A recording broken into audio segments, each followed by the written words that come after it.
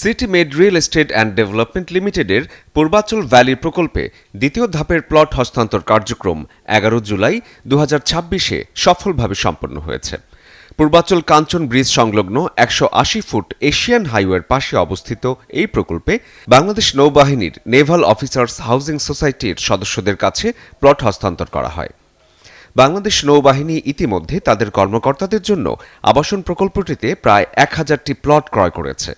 নির্ধারিত সময় অনুযায়ী ধাপে ধাপে প্লট হস্তান্তরের মাধ্যমে পূর্বাচল ভ্যালি গ্রাহকদের আস্থা ও প্রতিশ্রুতি বাস্তবায়নে ধারাবাহিকতা বজায় রেখেছে।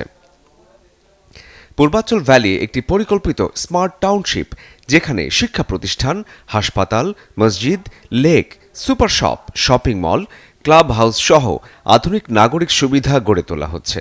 পাশাপাশি স্মার্ট নিরাপত্তা, নিরবিচ্ছিন্ন বিদ্যুৎ, বিশুদ্ধ পানির সরবরাহ এবং পরিবেশ বান্ধব অভ্যন্তরীণ যোগাযোগ ব্যবস্থা নিশ্চিত করতে উন্নয়ন কার্যক্রম চলমান রয়েছে।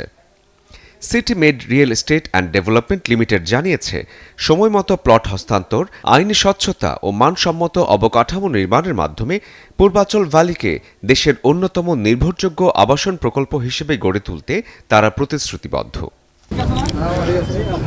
আসসালামু আলাইকুম।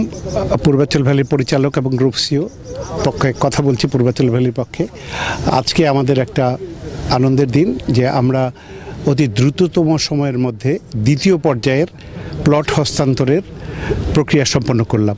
আলহামদুলিল্লাহ, এটা আসলে বাংলাদেশের আবাসন খাতে একটা অবিস্মরণীয় ঘটনা যে 2 বছরের মাঝে আমরা 180টি প্লট হস্তান্তর করতে সক্ষম হয়েছি। এই প্রকল্পটি শুরু হয়েছে 2024 সালের মে মাসে। আজকে আমি যখন কথা বলছি তখন 2026 সালের জুলাই।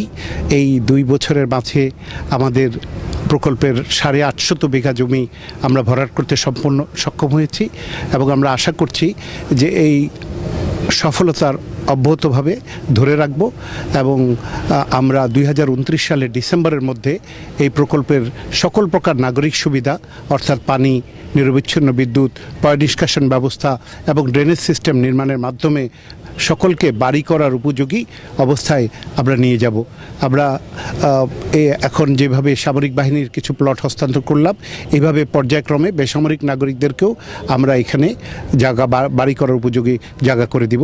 আমরা আশা করছি শান্তিপূর্ণভাবে সহাবস্থানের ভিত্তিতে সামরিক এবং বেসামরিক নাগরিক এই প্রকল্পের সকল প্রকার নাগরিক সুবিধা উপভোগ করতে পারবে এবং এই ধারা অব্যাহত থাকলে আগামী প্রজন্ম আমাদের উপরে আস্থা রাখবে।